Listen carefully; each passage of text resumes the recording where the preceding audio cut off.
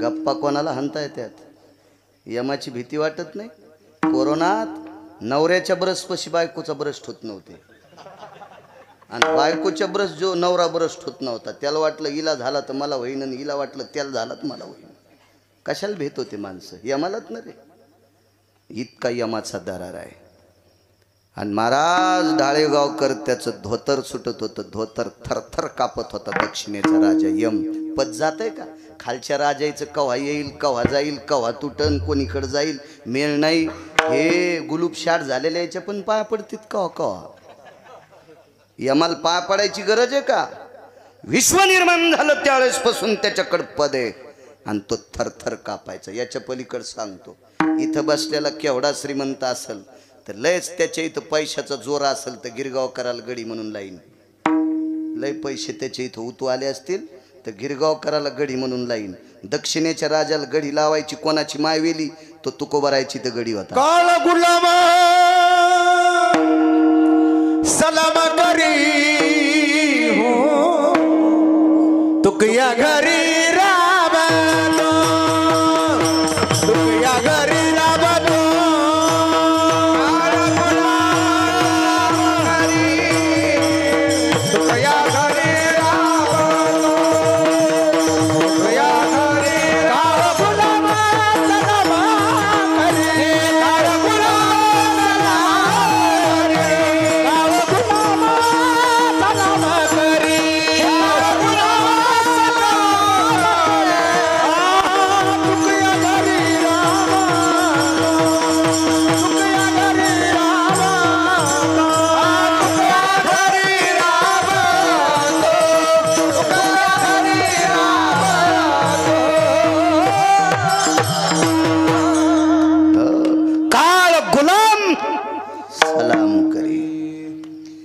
बसलेली सगळी माणसं काही शेतकरी असतील, काही व्यापारी असतील, ज्याच्या त्याच्याकडे नोकर असतील.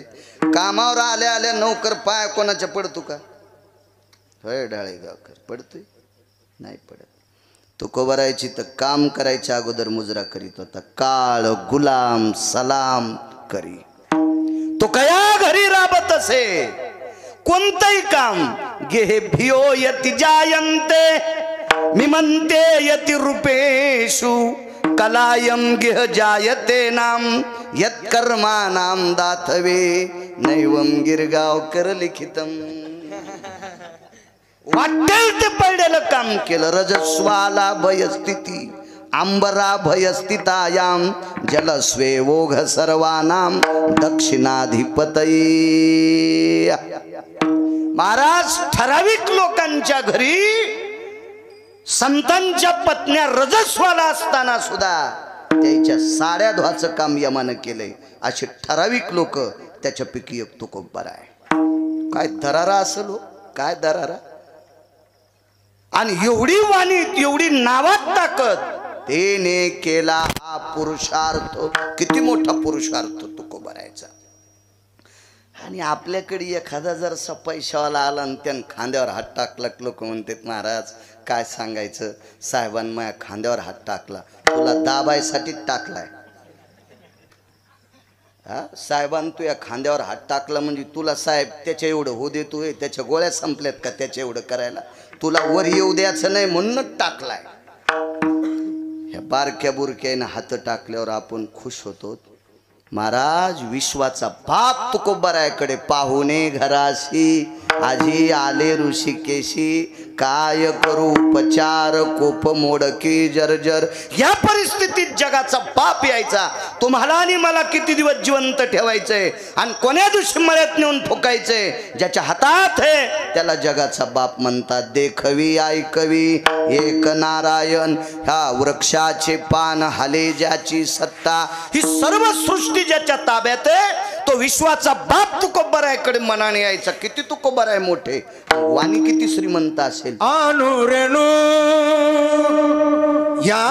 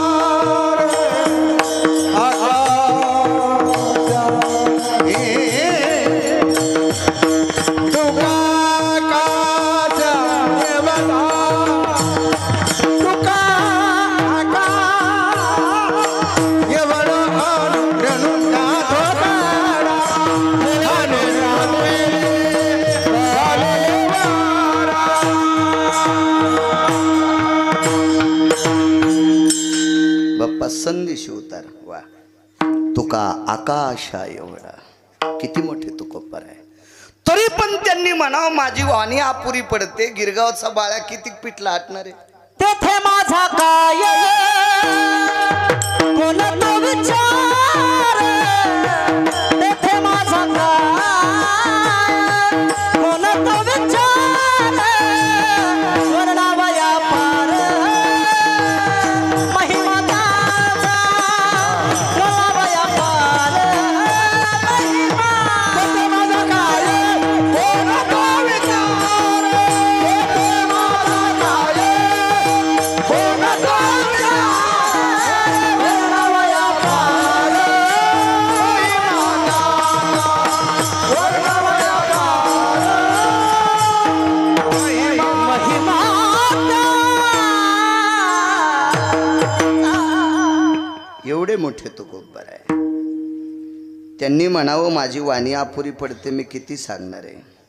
इथं बसलेल्या सर्व सज्जन श्रोत्यांचा आशीर्वाद गिरगावच्या बाळूवर असावा, जेणेकरून तुमच्या पुढे बोलण्याचा प्रयत्न करेल.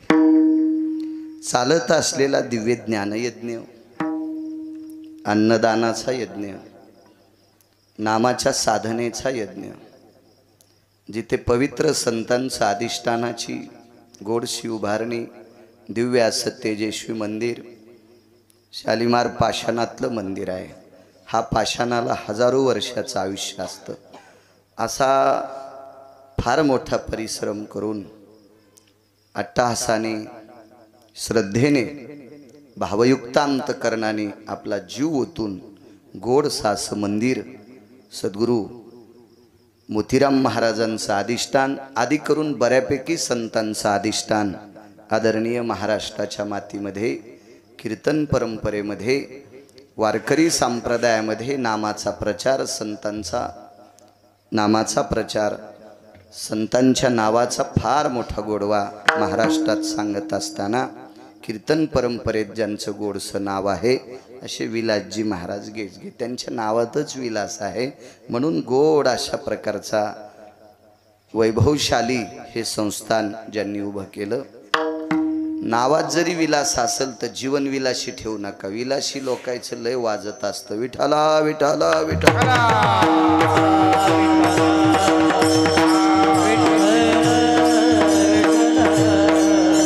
हो, दुधानं आंघोळी करणारे मेले. वाजलं त्याचं विलासी जीवन नसावा. साधूकडं पलंग सुद्धा महागाईचा नसावा. साधूने विलासात डोकं घातलं रे घातलं की त्याचा गिलास पालथा करीत असतो देव. विठाला विठाला विठाला.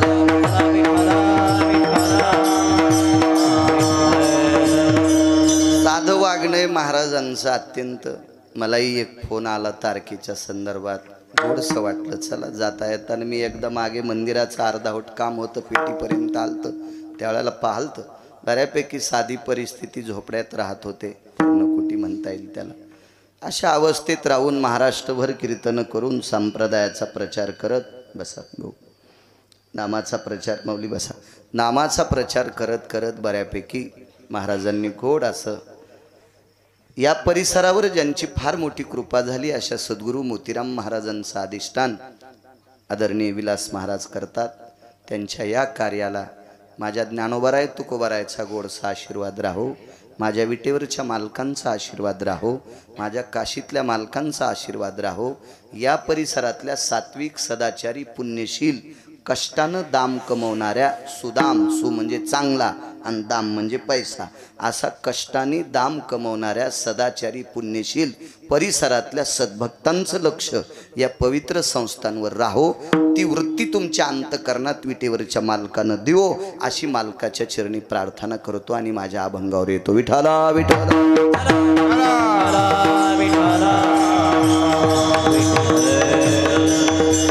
काय वानू आता न पुरे ही वाणी. असं काय असेल बरं संतांकडं की जे आरती तुकोबाराय म्हणतात पवन महाराज माझी वाणी अपुरी पडते.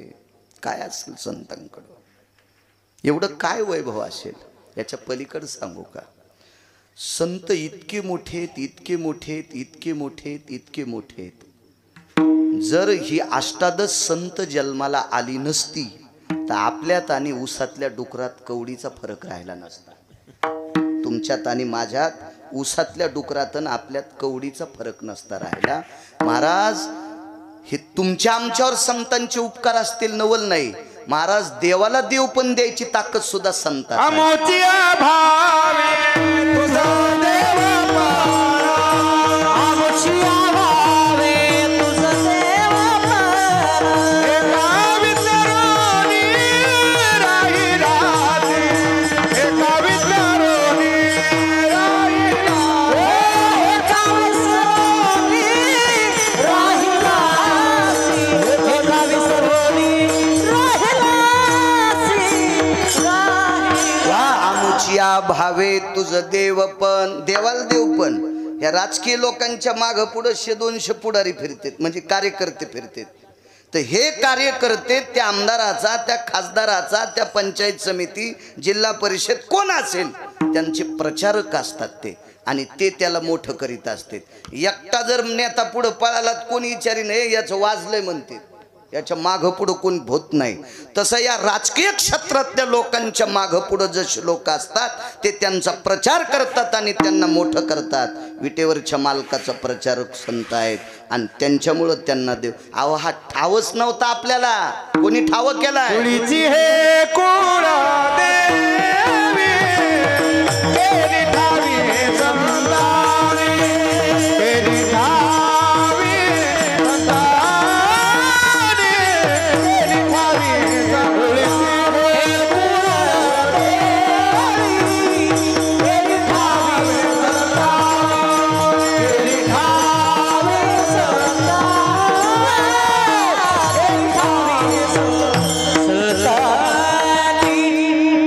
महाराज विटेवरचा मालक हा वैकुंठामध्ये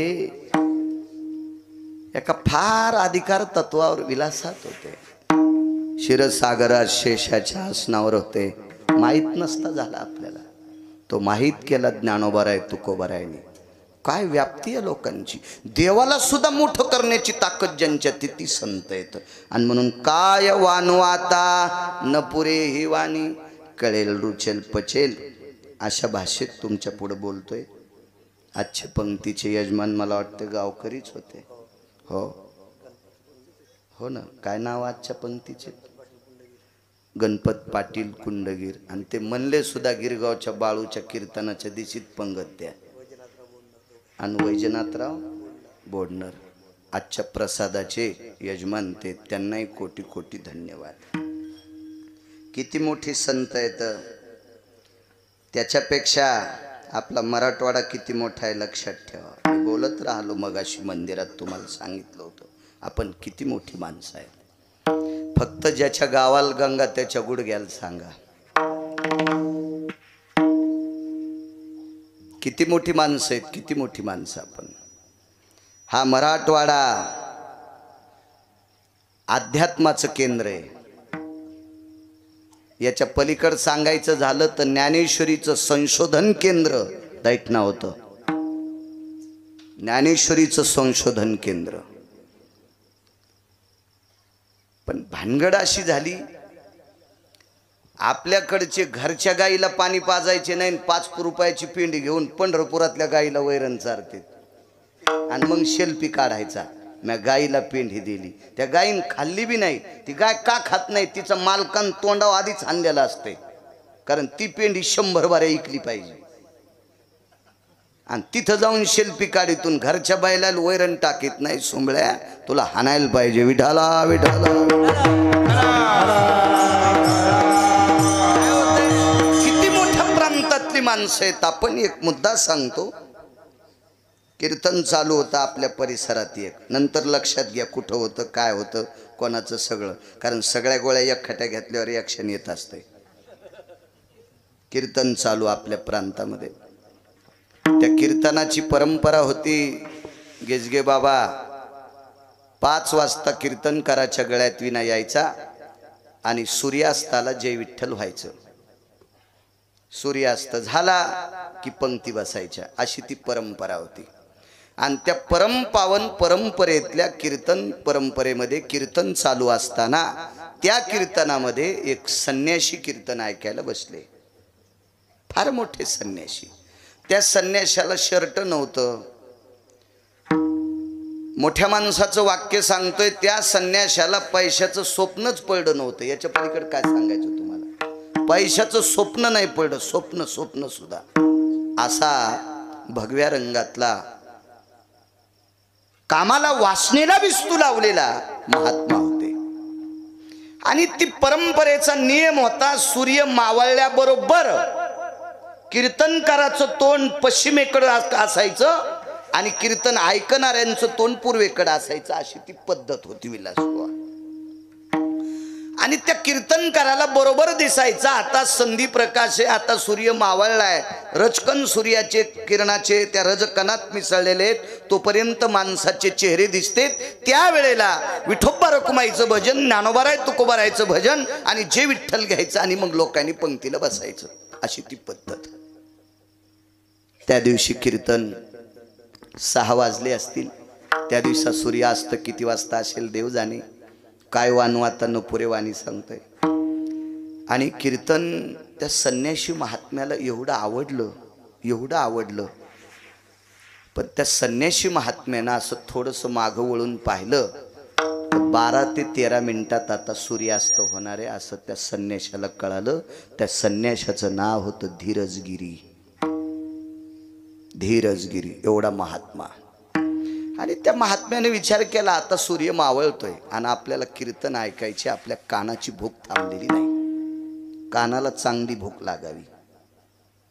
याच्या पलीकडे सांगू का, चांगलं ऐकायची भूक लागावी. हो. कीर्तनात जर सटाके ऐकायची तुमच्या कानाला भूक लागली तर कीर्तनकाराला कोण्या नरकात टाकेल ते यम ठरील. पण पाकिट देणाऱ्याला सुद्धा अर्ध पाप असते. विठाला विठाला विठाला.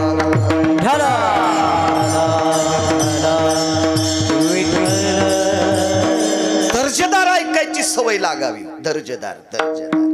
एक जण म्हणला, महाराज कीर्तन झकास करा. त्या बायकोची साडी नेसून नाचतो सोंबळा. कीर्तन हा झकास विषय असतो का पांचटा? कीर्तन हा बोधावर आरूढ विषय असावा. आणि तुला झकासच पाहायचा असेल तर भरपूर स्टेज येत ना, जाय ना 150 एकर फुकल्यात काय लोक आहे ना. तू ह्याजवळ तू फुक आणि निग्ग तू उचलायला इथं कशाला अपेक्षा करतो? विठाला विठाला.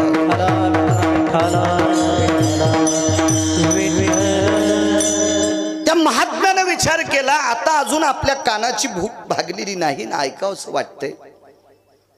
मांडीखाली चिमटा होता आणि मागे न पाहता नुसता असा चिमटा वाजिला आणि एक सांगितलं, ऐके भास्करा, हे प्रकाश देवता, हे सूर्यनारायणा, हे दिवाकरा, ऐक रे राजा, हे प्रकाश देवता, ऐक रे दादा, ऐक राजा, मला कीर्तन ऐकू दे.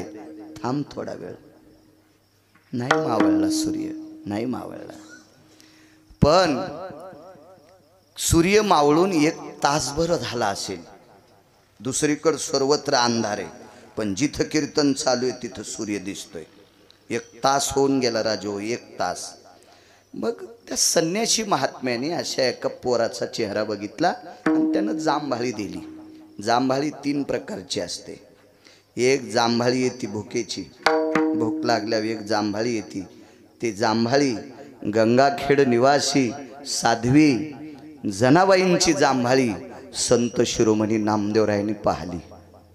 पांडुरंगाच्या मंदिराच्या महाद्वारात सकाळी 9-9:30 वाजता आईसाहेबांनी जांभाळी दिली आणि नामदेवरायाच्या लक्षात आलं लेकरू उपाशी आहे म्हणून घरी नेलं.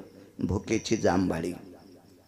एक जांभाळी आती जेवण केल्यावर येते, झोपेची. आणि जांभाळी एक संसर्गजन्य रोग आहे, आजार आहे. भगवान दादा तुम्हाला आल्यावर मला येते आणि मला आल्यावर तुम्हाला येते. नाथबाबा महाराज. जांभाळी एकाला आल्यावर त्याची बैठकीत आपण गप्पा करीत बसलो ना, प्रफुल्लित जरी असेल तर मला आली की तुम्हा 1-2 घाल जांभाळी येतीच. पण ती जांभाळी भुकेची होती. बाप्पा महाराजांच्या लक्षात आलं आता लोकर जेवायचे आणि मागं न पाहता मांडी खालचा चिमटा काढान वाजिला. जाय प्रकाश राजा जाय. डोळ्याचं वरचं पापण खालच्या पापणाला चिटकते एवढ्या अवकाशात अंधार पडला. सूर्य थांबवायची ताकद धीरजगिरींची. सूर्य थांबवायची ती परंपरा ठाकूरबुवाची. ती परंपरा ठाकूरबुवाची. विज्ञानानं किती शहाणपणा केल्यावर सूर्य थांबल. किती कोंबडे पैशावाले एका जाग्यावर झाल्यावर सूर्य थांबल. एक जण म्हणला मी ट्रक भर पुस्तकं पाठ केले. मी म्हणलं पप्याची माय जगेव या पुस्तकावर. दुसरं काय करशील तू? पप्याची माय जगेशील, लय दागिने घेशील, फुकून देताना पुन्हा काढून घेशील का? अंगावर थोडेच देत असते. काय करशील? मी तुम्हाला नाही सांगायलो. मी आमच्यात तुम्हाला काय मागणं पुढं फुफुटा उड हे आमचं चाललंय. तुम्ही डोक्यात घेऊ नका. विठाला विठाला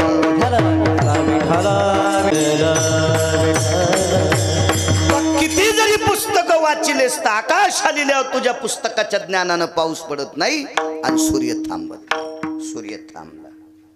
कीर्तनही त्याच परंपरेतल्या साधूचं.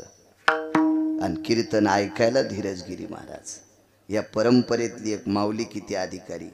त्या माऊलीचं नाव होतं गिरिजामाय. गिरिजामाय सवाशीन जात राहिल्या. मालकाच्या अगोदर गेलेल्या स्त्रीला सवाशीन सौभाग्यवती शब्द असतो. दुपारी मी कीर्तनात सांगितलं. तिथेही त्या सवाशीनच गेलत्या. अगोदर गेल्या. चौघाच्या खांद्यावर प्रेत आहे.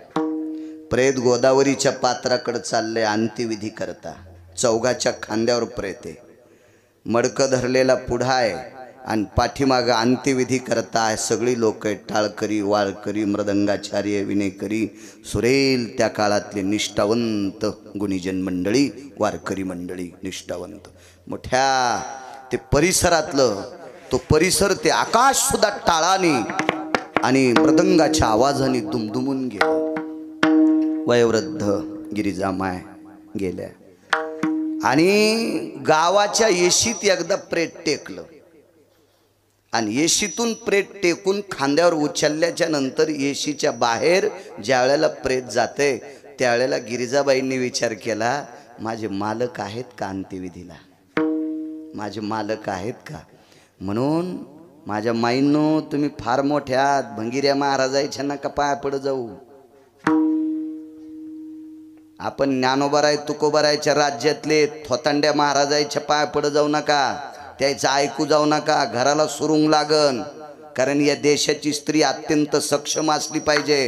कारण बाप किती जरी शहाणा असला तर 15% पोराला वेळ देतो. पोराला आणि पोरीला जास्त वेळ जर कोण देत असेल लेकरायला त्या देशातली स्त्री देते. म्हणून या देशातली स्त्री चुकीच्या महाराजांच्या सानिध्यात जाता कामा नये. चुकीच्या थोतांडवादी लोकांचं ऐकता कामा नये. आपण वाघिणीचं दूध पिणारी माणसं आहेत. शेपुड्या पाळायच्या नाही. म्हणजे याचा अर्थ शेळ्या काढून द्या असं नाही म्हणालो मी दृष्टांतापुरतं सांगायलो. ज्याच्या इथं वाघीण जणली त्यानं शेळी पाळलीत. मी म्हणलं कशाला पाळली? काय नाही म्हणले, पप्याला ऊन लागलं तर त्याच्या कानात शेळीचं दूध टाकायचं. बोकड्याच घालू तू ह्या पप्याच्या कानात. वाघिणीचं दूध प्याल्या कुठं ऊन लागत असतं का? किती नालायकपणाचं टोके. आपण ज्ञानोबाराय तुकोबारायचा परमार्थ ऐकणारी माणसं आहेत. थोतांड्याचं ऐकायचं नाही. आणि या देशाची स्त्री सुधारणं अत्यंत गरजेचं आहे. फार राज्य, राणी व संपत्ती, या देशाची सर्वोच्च संपत्ती काय असेल तर या पवित्र देशाची स्त्री आहे. रत्नांना जन्म दिलाय. ही जेवढी रत्न आहेत ही तेवढी रत्न तुमच्यातल्या एका एका माऊलीनं 9-9 महिने पोटात ठेवलेल्या तुम्ही आहात. इतक्या मोठ्या आहात म्हणून चुकीचं ऐकायचं नाही. किती बाई अधिकारी बघा. येशीच्या बाहेर प्रेत गेल्याच्या नंतर अंगावर पितांबर होता. हिरव्या रंगाचं पातळ आहे. पदर घेतलेली स्त्री, कपाळासारखं तळहातासारखं कुंकू लावलेली स्त्री, सुतुळ्यानं प्रेत बांधलेलं होतं. त्या सुतुळ्या तोडल्या आणि माडावून डोकं उचललं. मालक आहेत का अंत्यविधीला? तर मालकानं सांगितलं गिरिजा आहे ग, आहे गिरिजा, आहे तुझ्या सोबतच आहे. दृष्टांत संपला.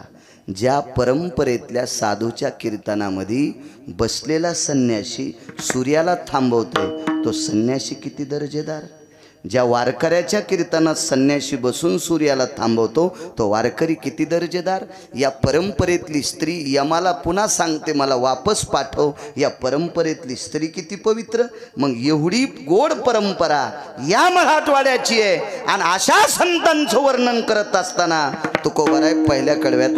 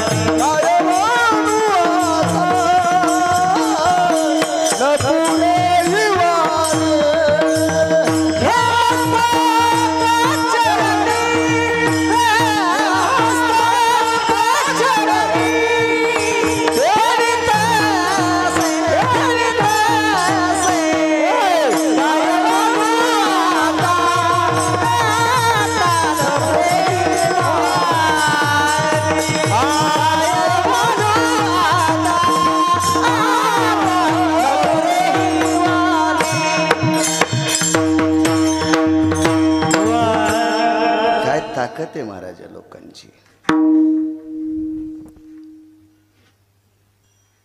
आपल्या महाराष्ट्रात वारकरी संप्रदाय प्रत्येकाच्या रक्ताच्या कणाकणात भिनलाय. पण वारकरी संप्रदायाचा प्रचार महाराष्ट्राच्या बाहेर अष्टादश संतांपैकी संत शिरोमणी नामदेवरायांनी दुसऱ्या राज्यात पण केला. आणि त्याच्यानंतर जर वारकरी संप्रदायाचं नाव जर मोठं कोणी केलं असेल तर मराठवाड्यातले संत ज्ञानसूर्य सद्गुरू रंगनाथ गुरुजी परभणीकर.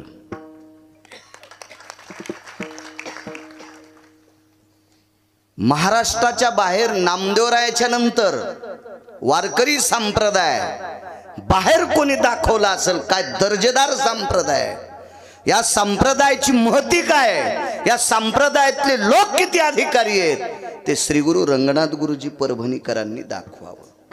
राजराजेश्वर शास्त्रींनी गुरुजींनी संध्याकाळी काशीला यज्ञ होता. किती मोठ्या प्रांतातली माणसं आहोत आपण. काशीला यज्ञ होता, वय झालं गुरुजींचं. संध्याकाळी लघुशंकेला उठले.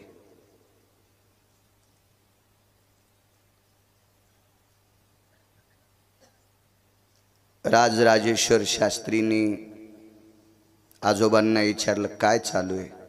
म्हणे यज्ञ चालू आहे. यज्ञात तुमच्याकडं पद कोणतं आहे. राजराजेश्वर शास्त्रीच्या आजोबांकडं कारभारी पद होतं. यज्ञामध्ये होत्या कारभारी कलावा सोडणारा. आता तुम्हाला प्राणप्रतिष्ठेचे कळल यज्ञ. फक्त ते हुशार लोक असले पाहिजे तर तुम्हाला कळल. नाहीत मायासारखे असल्यावर तुमची रास मिथून मी सांगतो इथून आणि तू ऐक तिथून तुम्हाला कळणार नाही, कोणालाच कळणार नाही. ते तसे जाणकार लागतील. विठाला विठाला विठाला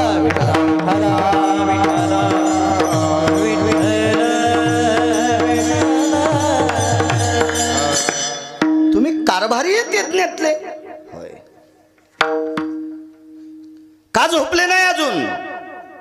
1 वाजले राजेश्वर शास्त्रीला घरी यायला. राजराजेश्वर शास्त्री घरी यायला.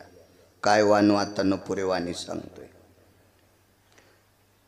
आजोबा अजून तुम्ही जागे आहात. अरे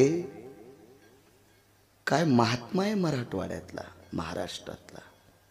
काय झालं आजोबा. अरे यज्ञाच्या एका आहुती करता पात्रातलं तूप संपलतं. तर यज्ञकुंडाची एक वीट काढली आणि आसव सुक्त गाल्याबरोबर इटीचं लोणी होते लोणी आणि त्या लोण्याच्या आहुत्या पडल्या. राजराजेश्वर शास्त्री म्हटले महाराष्ट्रात असा विद्वान कोण आहे. कोण आहे असा विद्वान. त्यांच्या आजोबांनी सांगितलं त्यांना रंगनाथ महाराज परभणीकर म्हणतात. आणि गुरुजींना नाव तिथून पुढे पडलं बरं का. रंगनाथ गुरुजी परभणीकर हे काशीतून नाव पडलं भगवान दादा. मग राजराजेश्वर शास्त्रीने आजोबाला विचारलं 1 वाजलाय रात्रीचा गुरुजींची भेट घ्यायची. वेळ आहेस की काय. म्हणे ते झोपले असतील. त्यांचं दर्शन घेतल्याशिवाय झोप नाही. लघुशंकेला उठले. विचारलं आश्रमात गुरुजी कुठे आहेत. झोपलेले आहेत थांबलेले आहेत. काय कर्म नो गहनो गती. गुरुजीला जाग आली. लघुशंकेल उठले. लघुशंकेल जात असताना बूट घालून चालले होते. राजराजेश्वर शास्त्रीने लोटांगण घातलं. रात्री 2 वाजता ती संत परभणी जिल्ह्यातले ती संत मराठवाड्यातले. काय भाग आहे आपला. जेते हरीचे दास जन्म घेती. जेते हरीचे दास जन्म घेती. जेते हरीचे दास जन्म घेती. जेते हरीचे दास जन्म घेती. पवित्र कुळ पावन प्रदेश. जेते हरीचे दास जन्म घेती. जेते हरीचे दास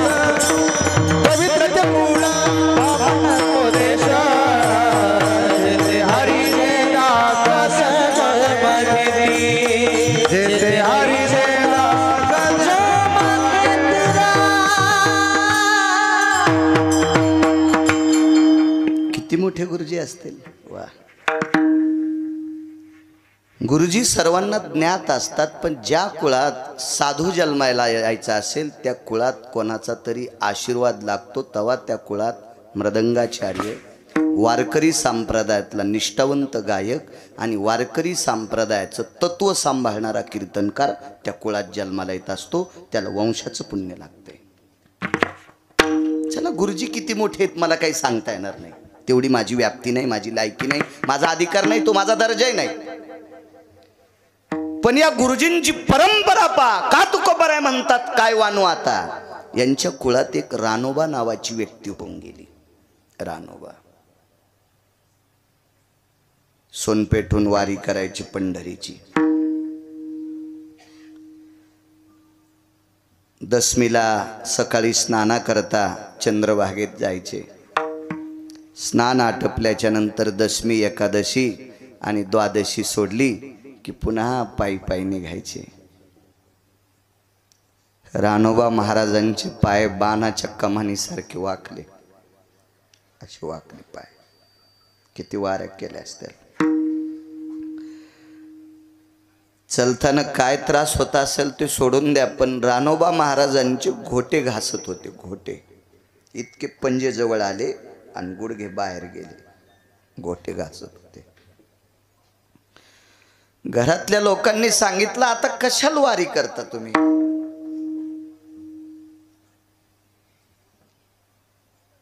रानोबा महाराजांनी सांगितलं, अरे वारीसाठी माझा जन्म आहे, वारीसाठी. हो, आता काही तुम्ही मला नकार देऊ नका, जाऊ देत जा. वारीहून आल्याबरोबर 4 दिवस उठायचे नाही. इतके पाय सुजलेले असायचे, पायाला वर्ण पडायचे. पण कधी त्यांनी घरच्यांपाशी अशी व्यथा मांडली नाही. पाय दुखतेत रे, आमकं होतं रे, तमकं होतं रे, काहीच नाही. त्याला माहिती, त्यांना माहित होतं आपण म्हणलं की आपल्याला पुन्हा नकार करतील, जाऊ नका म्हणतील. ठीक आहे. एकदा वारीला रानोबा महाराज गेले. रानोबा नावाचे ठराविक लोक माझ्या यादीत आहेत, म्हणजे माझ्या वाचनात. मी यादी करणारा कोण नालायक, पण माझ्या वाचनात आहेत. त्याच्यापैकी रानोबा नावाची एक वारकरी होते. त्या वारकऱ्याला पंढरपुरातल्या मालकांनी चोखलेला अर्धा आंबा त्या वारकऱ्याला भेटला. हे रानोबा वारकरी सोयराबाईचे सासरे होते. मंगळवेढ्याचे मालक श्रीमंत चोखोबाराय यांचे वडील होते. आणि जन्माला आल्याबरोबर ज्यानं भजन केलं त्यांचे आजोबा होते. काय नाव होतं बापू? उपजता कर्म मेळा वाच विठ्ठल सावळा, वाच विठ्ठल सावळा, वाच विठ्ठल सावळा. उपजता कर्म मेळा वाच विठ्ठल सावळा, वाच विठ्ठल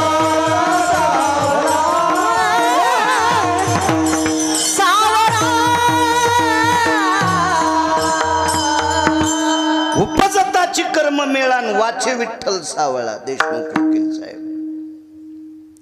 झाल्या भजन. आशा पुत्राचे नातवाचे ते आजोबा होते, ते रानोबा. आणि दुसरे हे अजून रानोबा आहेत 7-8, पण बस झालं, दुसरेच ऐका. नंतर पुन्हा ऐकू एखाद्या कीर्तनात. ते एका मंदिरात मुक्काम पडला गेजगे बाबा. ते मधुकरी मागायचे. मधुकरीला मी दुपारी नाव सांगितलं, पुराणातलं नाव आहे मधुकरीचं कांती भिक्षा. पण या कांती भिक्षेला म्हणजे शिजलेली पदार्थ, त्याला बाळासाहेब कांती भिक्षा म्हणतात. आणि या कांती भिक्षेचं नाव माझ्या ज्ञानोबाराय तुकोबारायच्या परंपरेत मधुकरी हे नाव पडलं. काय नाव आहे गोड. हा, मग मधुकरी मागायचे. एक भाकरी, 1-2 घरी अर्धी भाकरी. त्यावेळेला अन्नाचा दुष्काळ होता. स्वयंपाकाचा, अन्नाचा किती दुष्काळ होता इथं बसलेल्या जुनाट वारकऱ्यांना, जुनाट कीर्तनकारांना विचारा. पाकिट घेऊन धाब्यावर जेवणाऱ्याला नका विचारू, त्याला काय कळत असते. हे साखरेच्या पोत्यातले मुंगळे किती साखर खावा, संडासला किती बाऱ्या जावा, थोडीच अक्कल असती. कारण हे निष्ठावंत लोकांना विचारा. विठाला विठाला विठाला, विठ्ठल नका, आम्ही वाऱ्यातले लोक इथं. वार जाऊ नये म्हणजे बरं आहे.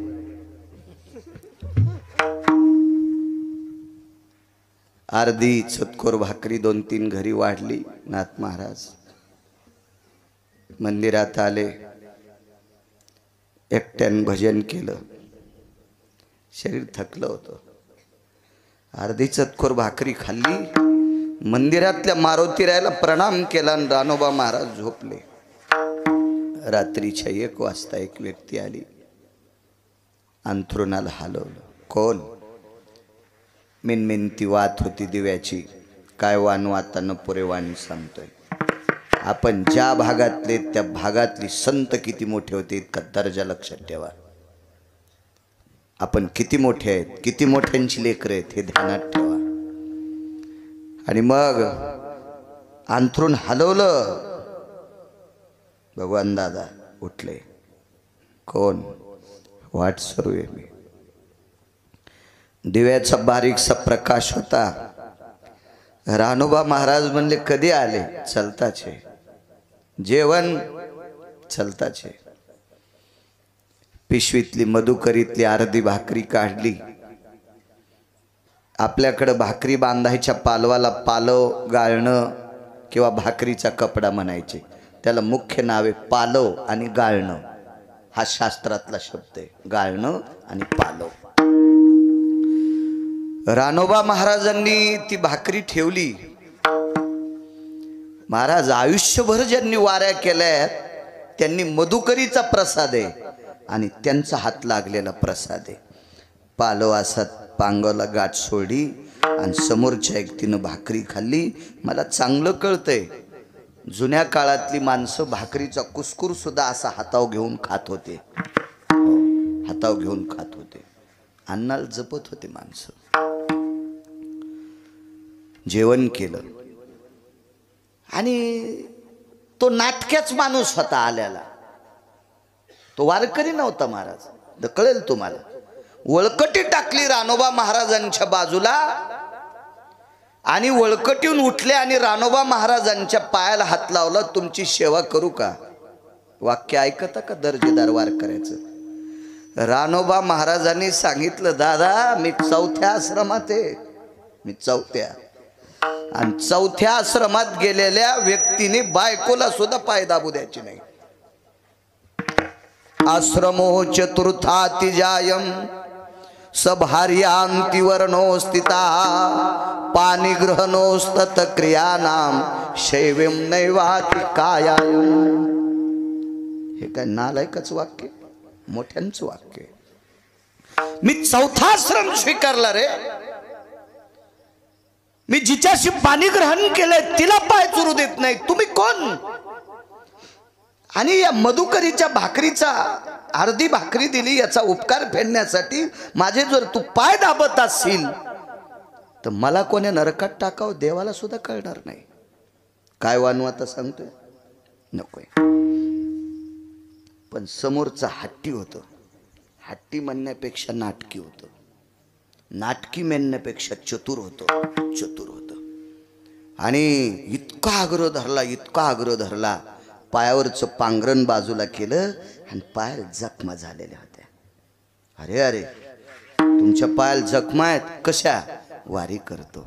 कधीपासून? पूर्ण वृत्तांत सांगितला. हे ऐकायला मारुतीराय साक्षीला होते. जगातला 1 नंबरचा वारकरी. हो, मारुतीराय काय सामान्य दर्जा होता का? केवळ वनीचे वनचर पाले खावीर वानर चारी मुक्ती त्यांच्या किंकर सवे सुरवर वंदिती. केवळ वनीचे वनचर.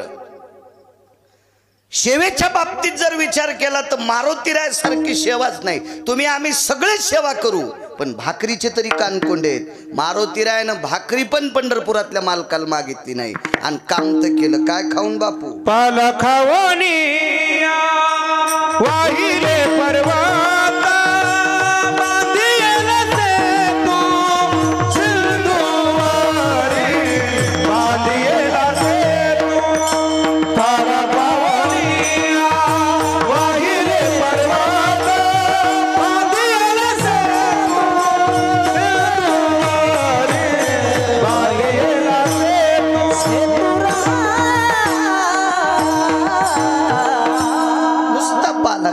तुझिया कृपे तरुवराती फुले.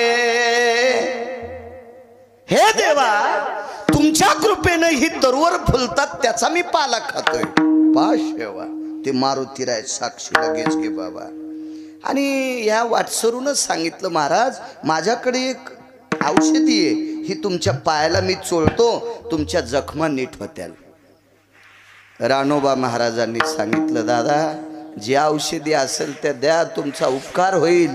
मी अजून 4-2 वर्ष वाऱ्या शिल्लक करीन, द्या ते औषधी मी चोळतो. पण वारकरी गेजगे बाबा लय हट्टी होतं ना ते म्हणला किती बाऱ्या हात पुढं घ्यावा, किती बाऱ्या मागं घ्यावा, आणि किती दाबून चोळावा, किती आधार चोळावा तुम्हाला कळणार नाही. आणि तुम्ही जर कमी अधिक केलं तर तुमची त्वचा जाईन, ते मला चोळू द्या. हे पंढरपुरातलं होतं.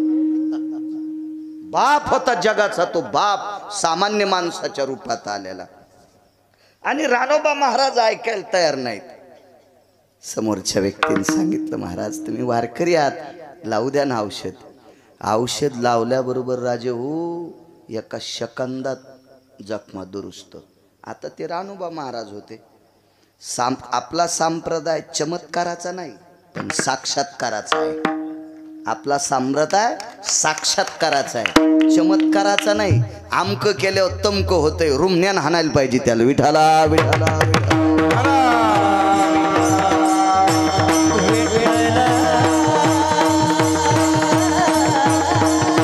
संप्रदाय साक्षात्कार येत, चमत्कार नाही, साक्षात्कार येत.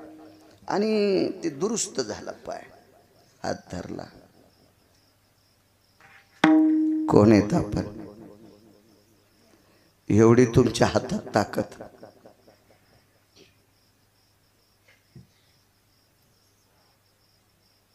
काय एवढी ताकद तुमच्या हातात कुठून आली? काय साधन आहे? मनगटत धरलं, प्रगट झालं रूप. साष्टांग दंडवत केला, देवा तुम्ही हो. तुमच्या वारीची साधना फळली, ती एवढी तपाला गेली की त्याचा बोजा माझा झालाय माझ्या डोक्यावर. ब्रह्मांडाचा धनी तो संती केला ऋणी, हे कर्ज आहे माझ्या डोक्यावर. आणि ते फेडण्यासाठी, तुमच्या पायाच्या जखमा दुरुस्त करण्यासाठी आलो. आणि महाराज एक करू का आता पायाच्या जखमा नीट झाल्यात, तुमचे वाकलेले पाय सरळ करू का? किती वेळ लागेल भगवान दादा देवाला पाय सरळ करायला? किती वेळ लागेल? पण ऐका महाराज, ऐका दर्जा वारकऱ्याचा किती मोठा होता. रानोबा महाराजानं सांगितलं, देवा माझा पाय सरळ काय करशील? तुम्हाला 20 वर्षाचं पोरग करशील हे मला कळतंय रे. पण माझे पाय जर तू सरळ केलेस ना देवा, माझ्या गावात सगळ्यात जास्त तुझ्या दर्शनाला येण्याऐवजी माझ्या दर्शनाला लोक जास्त येतील. बुवाबाजी करीत नव्हते ते वारकरी असते. बुवाबाजी नकोय, ते वारकरी असते.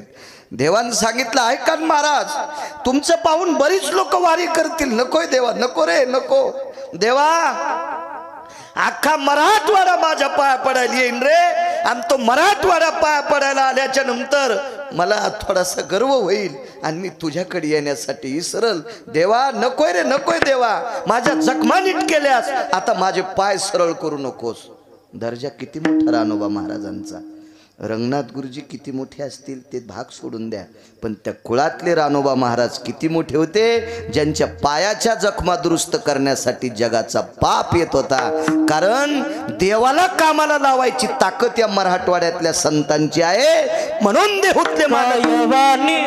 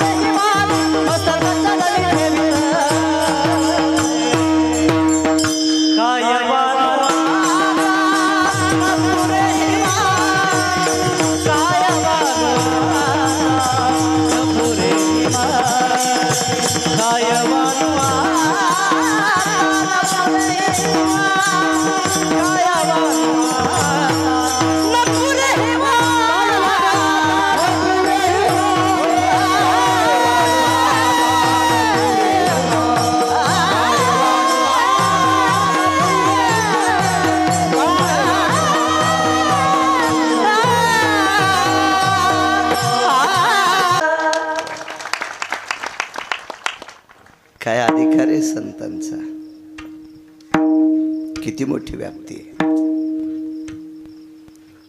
एकदा संत शिरोमणी नामदेवराय उत्तर भारतात यात्रेला गेले. तसं मला असं वाटतंय नामदेवरायची इच्छा पंढरपूर सोडून जायची नव्हती, असं वाचनातून लक्षात येतं. मी जे काय मोठ्या लोकांनी लिहिले ते वाचनात असं लक्षात येतं की नामदेवरायची इच्छाच नव्हती पंढरपूर सोडून जायची. पण नामदेवरायला यात्रेला चला म्हणण्यासाठी आळंदीतले मालक गेले. आणि आळंदीतले मालक म्हणल्याच्या नंतर राजे पंढरपुरातल्या मालकांनी सांगितलं, नामदेवराय जा, ज्ञानोबाराय आलेत तुम्हाला नेण्यासाठी, जा तुम्ही. आणि नामदेवराय निघाले. आता देवाचं किती प्रेम असावं नामदेवरायावर.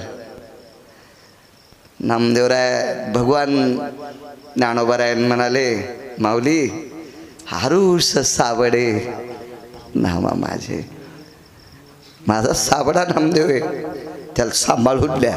भगवान रडू लागले आणि नामदेवराय यात्रेला गेले. त्या उत्तर भारतातल्या एका प्रांतातला राजा यवन होता, मुस्लिम होता. काय वानू आता न पुरे वाणी सांगतोय, यवन होता मुस्लिम. आणि त्या राजाच्या प्रधानाचं नाव होतं चारुकीर्ती. तो हिंदू होता. राजा मुस्लिम आहे आणि प्रधान हिंदू आहे.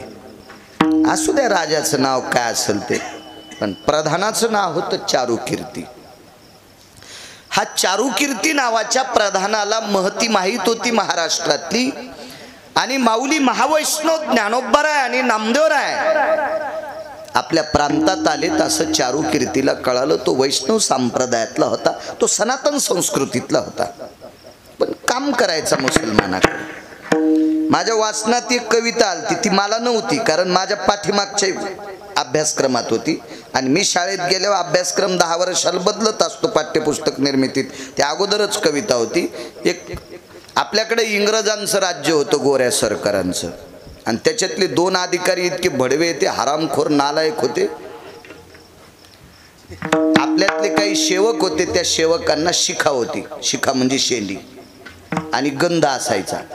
आणि मग त्या नालायकांना, त्या हरामखोरायच्या, त्या बुजदिलांच्या लक्षात आलं यांची जलोशी कशी करायची. म्हणून काडतुसाला गायीची चरबी लाईत होते भडवे, ते गायीची चरबी. आणि काडतुस तोंडान तोडावं लागायचं. ते नखानगी तुटत नसते, असं दातान तोडायचं आणि मग ते फेकायचं, तर ती तोंडाला चरबी लागायची. ते एका व्यक्तीनं पाहिलं, म्हणे तुम्हाला शिखा आहे, गंध आहे, शेंडी आहे, गंध आहे, तुम्ही वैष्णव आहात, सनातन संस्कृतीतले आहात, याला गायीची चरबी लावली, तुम्हाला माहिती आहे तरी दातानं. ते म्हणला आमची काय काळज उलटे नाहीत, पण आम्ही पोटाची शर्मिंदे. ती कविता केलती, नच उलटे काळीज त्याची, परी शर्मिंदे अन्नाचे, नच उलटे काळीज त्याचे, परी शर्मिंदे अन्नाचे. लेकर बाळ जगवायचे, आम्ही नोकरीला आहेत, मालक नालायक, आम्ही काय करावं. तसा हा चारुकीर्ती सनातन संस्कृतीतला होता. योगायोगानं यवन राजाचा तो प्रधान आहे. आणि राजाला सांगितलं, राजे साहेब आपल्या प्रांतामध्ये 2 वैष्णव आलेत, वारकरी आलेत. तो हिंदी भाषित होता, ज्ञानदेव नामदेव. वा. आता काही राजे, बिदरचा बादशाह वाईट कसं म्हणता येईल, ढाळेगावकर. समाधीचा जीर्णोद्धार बिदरच्या बादशाहाने केला. पुन्हा एक सांगतोय, संत शिरोमणी नामदेवरायाचं लग्न त्याच राजाने केलं, त्याच्या अगोदरच्या. हा पुढचा काळ झाला, तो 700 वर्षापूर्वीचा काळ होता. म्हणजे सगळ्याच जातीत माणसं वाईट असतात आणि सगळ्याच जातीत माणसं चांगले असतात. मला जात दाखवा बरं वकील साहेब, त्या जातीतली माणसं दारू पित नाहीत. औषधाला तर गवसायची नाही. सगळ्या जातीत हरामखोर माणसं आहेत आणि सगळ्या जातीत चांगली माणसं आहेत. म्हणून कोणाला शिव्या द्यायचा प्रयत्न करी जाऊ नका, रट्टे खातान. विठाला विठाला विठाला विठाला.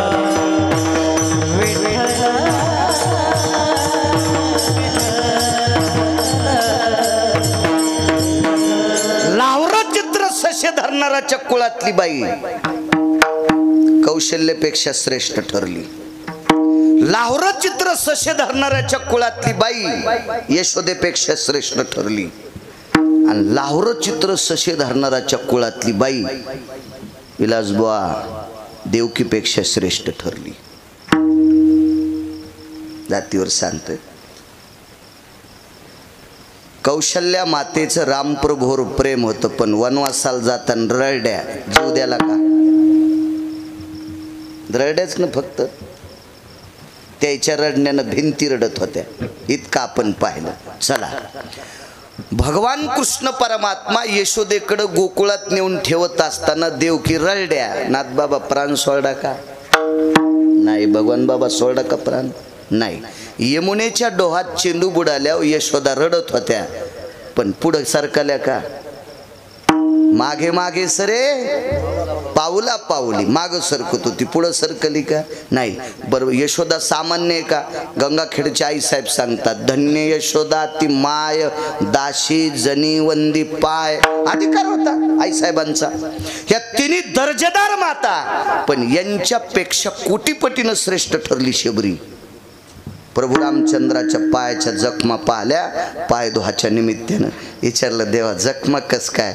म्हणले, पितृ आज्ञे करता बिना चपलाचा फिरतो, सहनच झालं नाही आणि पायावर देह ठेवला. तिचे येणे जाणे संपले, खुंटले.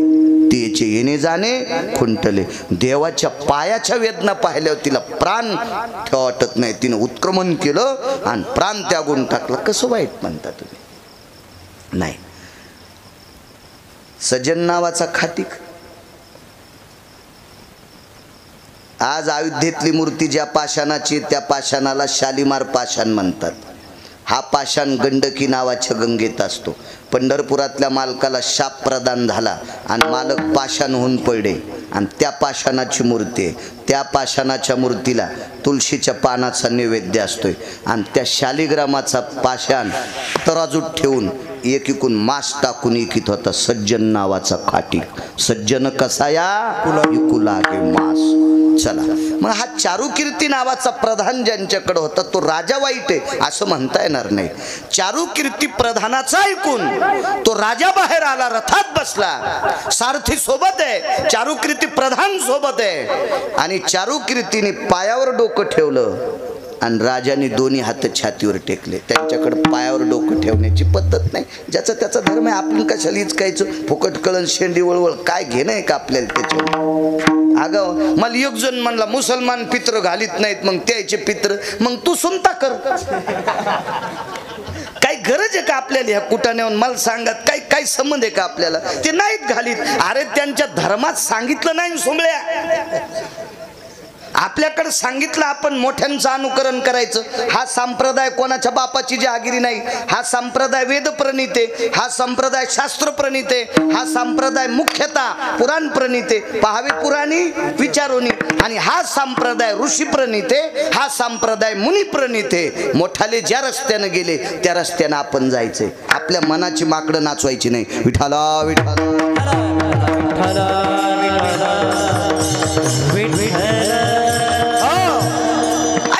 छातीवर हात ठेवले. नम्रतेचं लक्षण आहे ना ते. छातीवर हात ठेवणं सुद्धा नमस्काराचं लक्षण आहे. एक पुराण असा एक महती आली युद्ध कार्यामध्ये. द्वापार युगातला एक प्रसंग होता. शस्त्र संपले आणि जयद्रथ ह्या 24 लोकांपैकी हरामखोर होता. हे दुर्योधनाचा मेवना होता. हे 24 लोक नालायक होते महाभारतात. याचे नाव सकाळी सकाळी घ्यायचे नाही. शकुन्या, दुःशासन्या, दुर्योधन्या, जयद्रथ्या बजाले 4. 24 पैकी 4. 20 घरी गेल्यावर पहा. गुत थोडं घेतलं मी सगळे सांगायला. बाकीच्या महाराजाला विचारण मात पिना पाडता का? विठाला विठाला विठाला.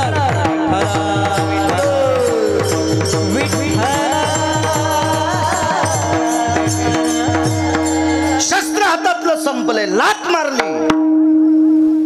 हातातलं शस्त्र संपल्यावर वरी हात करणं नम्रतेचं लक्षण. छातीवर हात ठेवणं बप्पा नम्रतेचं लक्षण आहे. किराताचं पोरग प्रभू रामचंद्रान मारलं. चूक केली ती बरं.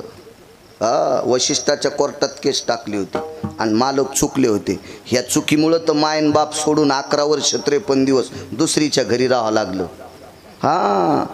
सुख ही पंढरपुरातल्या मालकाला सहन होत नाही तर आपण कोण्या बेसरामाची फुलं आहेत. विठाला विठाला विठाला.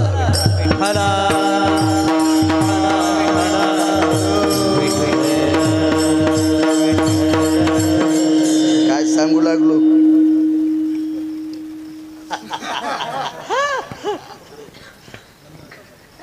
नम्रतेचं लक्षण. वा. तर ती किराताची बाई स्वतःच्या पोराचं प्रेत घेऊन आली ती प्रभू रामचंद्राच्या दरबारात. तिथं प्रेत घेऊन आल्याच्या नंतर दोन्ही हात छातीवर ठेवले. पाया पडता येत नाही ना. जगाचा बाप आहे, माफ करा म्हणे. नम्रतेचं लक्षण आहे. आपल्याकडे नम्रता सांगितली म्हणून त्याने छातीवर हात ठेवले, हे नम्रतेचं लक्षण आहे. आणि त्या चारू कीर्तीनं ज्ञानोबारायच्या चरणावर लोटांगण घातलं, नामदेवरायच्या चरणावर लोटांगण घातलं. बघा किती मोठा अधिकार या लोकांचा. दोन सांगतो मुद्द्यात मुद्दे. माऊली महावैष्णव ज्ञानोबारायने तहान लागल्याच्या नंतर एका विहिरीला पाणी लावलं. मला वाटतंय तो खूप उचंबळाला. तव गडगडीत कुवा उदके ओसंडला. तव गडगडीत कुवा उदके ओसंडला. कल्पांती खवळला सिंधू दैसा. सिंधू दैसा कल्पांती खवळला सिंधू दैसा.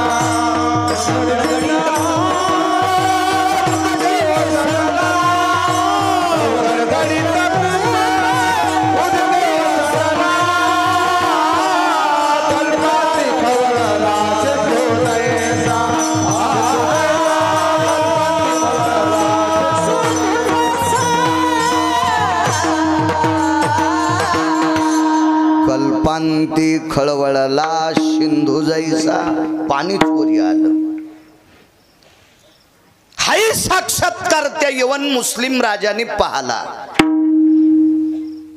पण काही काही माणसं चमत्काराला नमस्कार करणारे असते. टाळेगावकर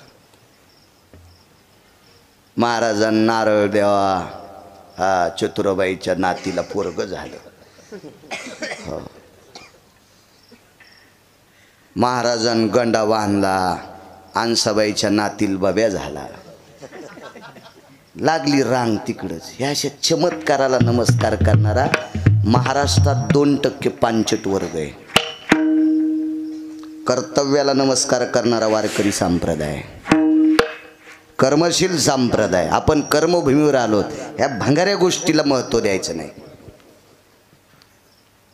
याच्या पलीकडे सांगू का. ज्ञानोबाराय तुकोबारायने जे देव सांगितले नाही त्या हलकट देवायच्या पण पाया पडायचं नाही. शेंदरी हेंदरी दैवते जे स्वतःच्या पोटाकरता भीक मागायले त्या बोंबल्या देवायच्या काय पाया पडता. आणि हे काय तुमचं भलं करणार आहेत ते भिकार चोट. विठाला विठाला विठाला.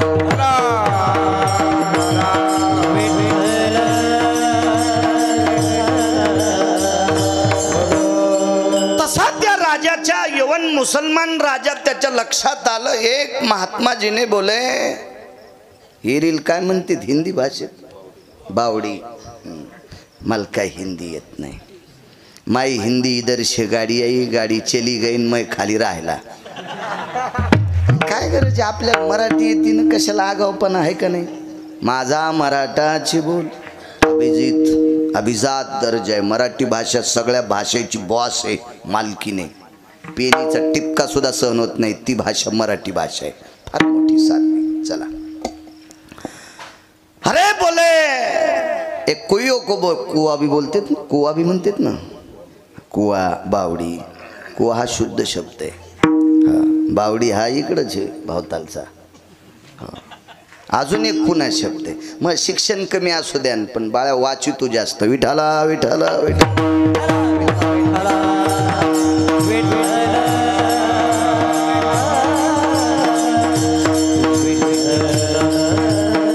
जाऊ द्या. हिंदीत कुवान बावडी, मराठीत काय म्हणते तिरीला. ते नाही सांगायचं. पुढचं सांगायचं दुसरं. हा हा हा हा. चिरिया कोण घाली पदा मात्रा ते ठेली. बारवपणा पावली तीच हो. अष्टमात्र्यातल्या 4 मात्र्यातल्या 14 मात्र्यातल्या कोणावर येते तिला 12 म्हणतात. सवे चंद्रबिंब भासे ग्राम उथंबोनी नाचे स्नानाविरही आरजे तृष्णा भागे आडमंती त्याला आड म्हणायचं. पण तुम्ही गावातल्याला आड म्हणतेत राजे हो. पुढचं ऐकन गिरगाव करायचं हे पहिल्या वर्गातलंय. कॉलेजमधलं ऐकन पुढचं विठाला विठाला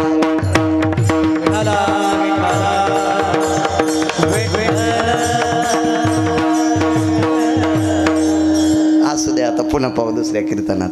तुम्ही पुन्हा म्हणताल तुला येतच नाही इकून पिना पाडायचे मग. आपलं शिका. माझं मत आहे आपलं शिका. विरील काय म्हणावं ते आपलं शिकावं. हो. काय झालंय माईक एखाद्याच्या हातात दिलं की ते धर्मावर इतकं बोलतो जसा धर्म याच्या आज्यानं सुरू केलता. आणि धर्माच्या बाबतीत तिला इतकं अनुकरण करत नाही. हो. तुम्हाला एक माहिती आहे का गुरुजी काय म्हणाल ते? रंगनाथ गुरुजीनं त्या काळात वाक्य वापरलं होतं काही ठराविक लोकायला. तुम्ही काय वारकरी संप्रदायाचा प्रचार करता म्हणले. तुमचे पोट्टे इलायतीत शिकायला येतं आणि तुम्ही इकडं आम्हाला गाथा मराठीत सांगता हे तुमचा नाही उद्धार होणार. ते झोपलेच सगळे विठाला विठाला विठाला.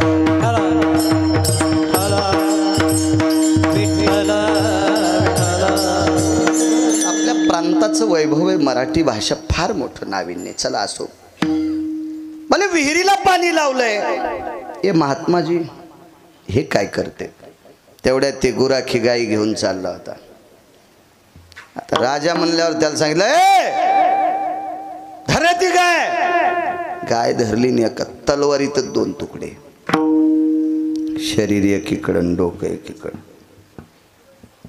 नामदेवरायला कस तरी वाटलं अरे अरे आपल्या समोर जिवंत गाय कापलेली पाहिली. आपलं काय पाप होतं आलं. चारुकीर्ती जवळ आले आणि सांगितलं म्हणले महात्माजी ते मराठीतही बोलायचं. नामदेवरायला हिंदी येत होती. अभंग फार आहेत नामदेवरायचे भरपूर. हो. काय झालं? काही नाही. ही तुमची परीक्षा आहे. काय परीक्षा आहे? ऐका राजाचं. राजानं सांगितलं अब महाराष्ट्र के संत है जी बोले ए गौ माता जिंदी करतो बोले. नामदेवराय म्हणले त्याच्यात काय ताण घ्यायचा. कधी करताल? वेळ सांगितला. त्याच वेळेला विटेवरचे मालक आले. नामदेवरायला उठवलं. काय म्हणले? काय नाही गाय लगेच जिवंत. सामान्य साक्षात्कार आहे. साधा साक्षात्कार आहे का? हा साक्षात्कार आनंद आश्रमामध्ये उत्तर भारतामध्ये कबीरजींच्या कानावर गेला आणि कबीरांनी उत्तर भारतात नामदेवरायाचा वारकरी संप्रदायाच्या बाबतीत महती गायली. तिथले आचार्य पंडित शास्त्री वेदांतिक पुराणिक हे सगळी लोक मग पंढरपूरला निघाले. त्यावेळेला आपल्याकडे शास्त्रींची संख्या फार कमी होती. आता आपण नशीबवान आहेत. आता आपल्याला भरपूर शास्त्री येतं. हो खूप खूप शास्त्री. पण माझ्या जन्माच्या अगोदर महाराष्ट्रात 3च शास्त्री आले. जगन्नाथ अण्णा पवार तुकाराम महाराज महामुनी आणि प्रल्हाद शास्त्री दैठणकर. त्याच्यात आपण इतके नशीबवान आहेत. त्याच्यातले एक शास्त्री आपल्या मराठवाड्यातले भगवान दादा प्रल्हाद शास्त्री. काय गोडवा. आता आपण खूप नशीबवान आहेत की आपल्याला खूपसे शास्त्री बघायला भेटतात. तो काळ अवघड होता. हे पाय हे लय रगील माणूस हो. काय करावं तरी मी सांगत असतो गपचिक बसा. पण काय करावं आता. विठाला विठाला विठाला.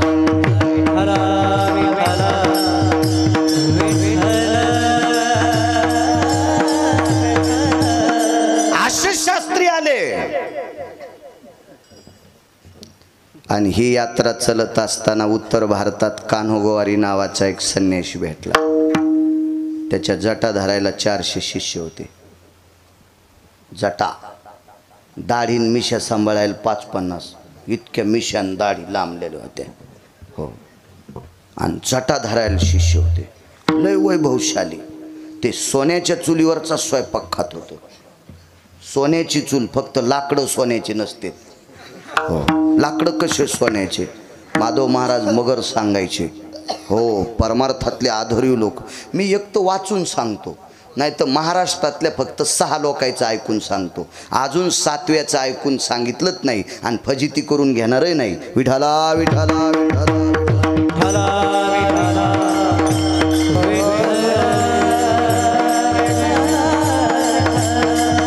एवढा वैभवशाली महात्मा होता, ज्याचं पात्र सोन्याचे, ज्याची चूल सोन्याची, भांडे सोन्याचे, भगुने कडची उलथनं सोन्याचे, कुंड्या सोन्याच्या, तांबे सोन्याचे, एवढा मोठा वैभवशाली. कहाँ जा रहे बोले पंडरी जा रहे. कौन है बोले पंडरपुर में ज्ञानदेव नामक संत है, नामदेव संत है.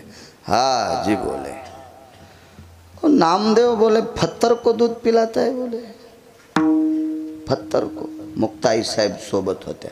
काय वानू आता न पुरे वाणी सांगतोय, वेळेच संपवून लोकांना त्रास द्यायचा नाही. कशाला पाप घेऊ मी लोकांना त्रास देऊन.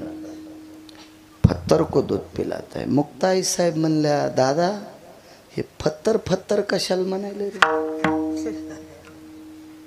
ज्ञानोबा म्हणले, मुक्ता पत्थर म्हणजे दगड. आता मुक्ताई साहेबाला कुठं कळत नसते, आदिशक्ती होत्या त्या. हा सगळ्या शक्त्या जिथं इज होत्या तिथं ती शक्ती सुरू होती त्या मुक्ताई साहेब.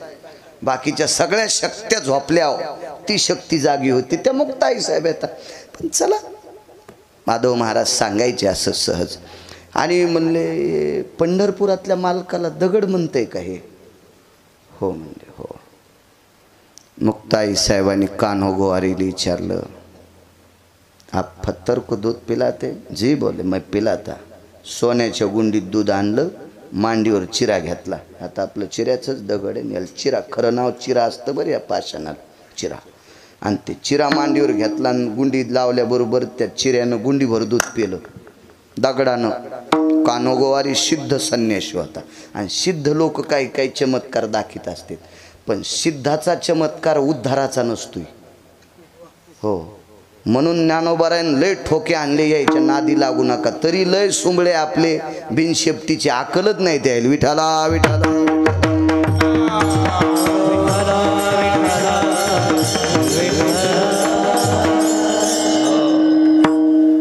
एका साधूनं 29 वर्ष घातली तोंडातून जाळ काढायसाठी. तोंडातून जाळ काढा 29 वर्ष. आणि स्वामीराम भेटले. स्वामीराम म्हणजे 1949 ते 51 एका पीठाचे शंकराचार्य होते ते. स्वामीराम शंकराचार्य होते 1949 ते 51. आणि त्यांनी भेटले म्हणले, काय साधना 29 वर्षामध्ये 10 वर्ष घातले ना, आता साधना प्राप्त केली, मी चूल पेटितो. केल्याबरोबर इस्तूत बाहेर पडला. आणि स्वामीराम म्हणले, किती वर्ष घातलेस. 10 वर्ष गेले. म्हणले 29 वर्ष झाले, आता साधना तपाला आली. मी आता एका आदल्यातच इतकी साधना तप केली. म्हणले आदल्यात. आणि मग डबी केवढ्याला असेल ती. कवडी, दमडी, खडका, आदला, लालपई, ढबल पैसा याच्यातच असं ना ती एक डब्बी काढायची पेटी. माझ्या लहानपणी 10 पैशाला होती, 5 पैशाला होती. तर त्या काळात काय असेल स्वामीरामांच्या काळात. मग 29 वर्ष झालं तू साधना करून तोंडातून जाळ काढी. तू मी आदला खर्च केल्यावर अख्खा कशाला म्हणतील गावन घेऊन निरी सांगायला लागलो. हो, लाखो मेलेले फुकायची ताकद माझ्या डब्बीत आहे. मग या सिद्धीच्या क्रिया, सिद्धी लावी कोण तया, अशा काही चमत्कार असते, चमत्कार. मग त्याला ती सिद्धी प्राप्त होती. सिद्ध्या काय असतात, अनिमा गनिमा. माऊली महावैष्णव ज्ञानोबारायने कोण्या सिद्धीचं लाघव केलं तर लघिमेचे लाग. हा लघिमेचे लाघव. लघिमा नावाची सिद्धी. गाथा ओरिजिनल वाचायचा तर माथा शुद्ध होत असतो. हे नारे नारे नारे नारे नारे नारे काय ते चाललाय सध्या आता काळ. हो हो, हे तुमच्यातल्या 2% लोकांकडे लय पैशाचा जोर झालाय, हे तुम्ही जास्त वाढवलंय. विठाला विठाला.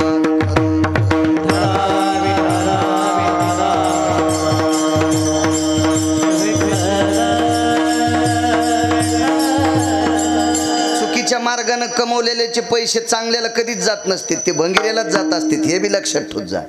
म्हणून निष्ठेनं परमार्थ करणाऱ्या वारकऱ्याने हे डोक्यातच घ्यायचं नाही. तुमच्याकडं हरामखोराचे पैसे येणारच नाहीत, हे भंगिऱ्यालाच जाणार. कधी बी डोक्यात ठेवायचं. विठाला विठाला विठाला.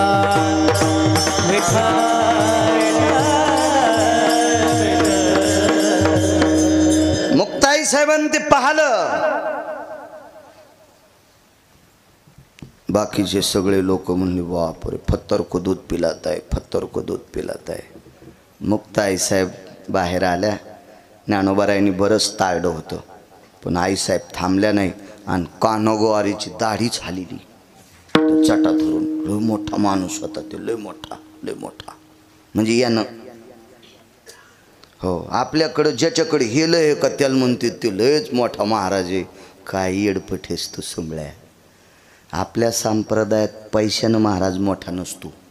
आपल्या संप्रदायात किती मोठ्या गाडीत आलाय महाराज याच्यावर मोठा नसतो. आपल्या संप्रदायात आचरणाव महाराज मोठा असतो. विठाला विठाला विठ्ठला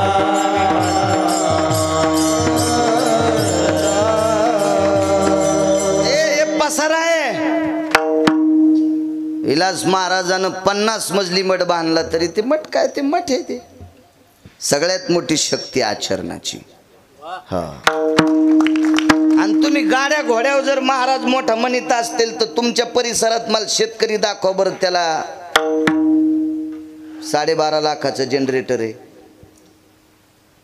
ऐक माऊली बाळू आहे पाहिला शेतकरी. वकील साहेब तुम्ही पाहिला का? मला 4.5 लाखाचं घ्यायचं आहे. हवा चालली.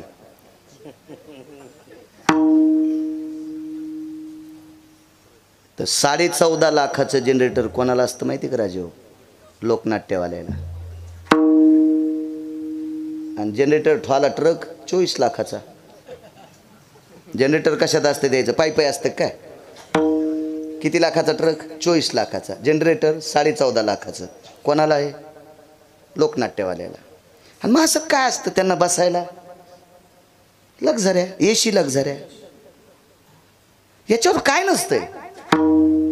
कधी कधी एखाद्याकडे जास्त पैसे झाले म्हणजे तो महाराज मोठा आहे असं डोक्यातलं काढून टाका. एखाद्याकडे लय लोक जमा होते म्हणून ते पण डोक्यातलं काढून टाका. हळून मी बैल घेतले. मला जर शेतीचा नाद आहे म्हणून तर इतका टकटक बोलतो. एक जण म्हणला लय कडक बोलतात, कीर्तन बंद होते. म्हणलं जाय सुंबळ्या, निघाला पठ्या कापूस याचायला. बात काळी माय. आणि काय हसायला? आपल्या बाप दादानं काळ्या माईवरच तुम्हाला मला मोठं केलंय. एक लक्षात ठेवा मोठ्यांचं वाक्य. सगळ्या संतांच्या अगोदर कोणती देवता असेल तर काळी माय. अगोदर काळी माय देव, त्याच्यानंतर अष्टादश संत देव, आणि तिसरा देव कोणता असेल तर पंढरपुरातला मालक आणि काशीतला मालक. पंढरपुरातल्या मालकाला आणि काशीतल्या मालकाला बी संतांच्या आधी देव मानायचं नाही. कारण संत जन्माला आले नसते तर त्याला देव पण कोणी दिलं नसतं. म्हणून आधी काळी माय देव, त्याच्यानंतर संत देव, आणि त्याच्यानंतर पंढरीतला आणि काशीतला मालक देव. ज्याच्या नावाने ईदभर 7/12 असेल तो महाराष्ट्रातला राजा असेल. काळ्या माईवर प्रेम करा, कळून येईल गिरगावकराचं कालांतरण. मी असेल नसेल तो भाग सोडून द्या. चला काय सांगत होतो? बैल घेतले. 2.25 लाखाला बैल जोड घेतला. पैशाची काय अडचण नाही महाराज, चांगलं चालले. हो म्हणजे तुम्ही इतकं हसले म्हणजे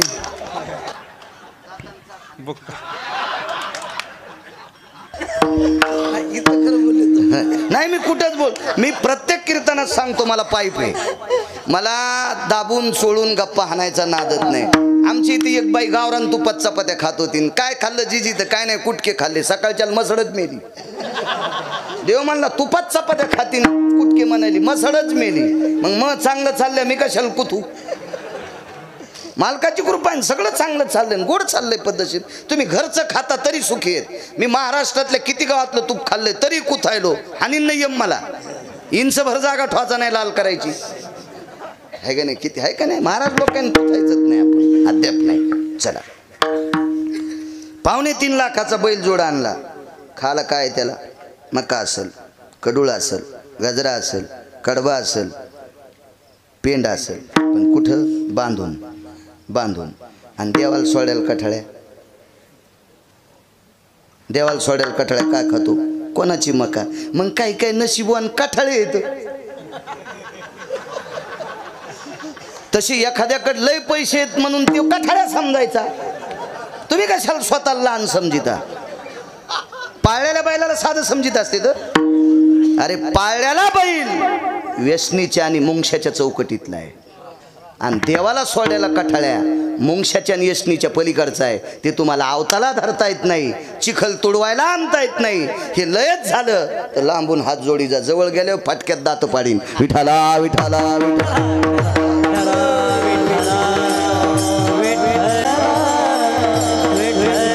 असा एक वैभवशाली कानोगोवारी होता. नाव नाही ठेवायचा वैभव. कानोगोवारीला नाव ठेवायची माझी काय पात्रता आहे? त्याचं पुराणात नाव आहे. माझं पोरग किती वर्ष पित्र घालीन मला त्याचाही विश्वास नाही. नाही एवढं नका असू गडे, तितका इचकाल्याला बाजार नाही. तुम्हाला राग येईन म्हणून माझ्या पोरावर घेतलंय, पण तुमचं सांगायलो हे ध्यानात ठेवा. विठाला विठाला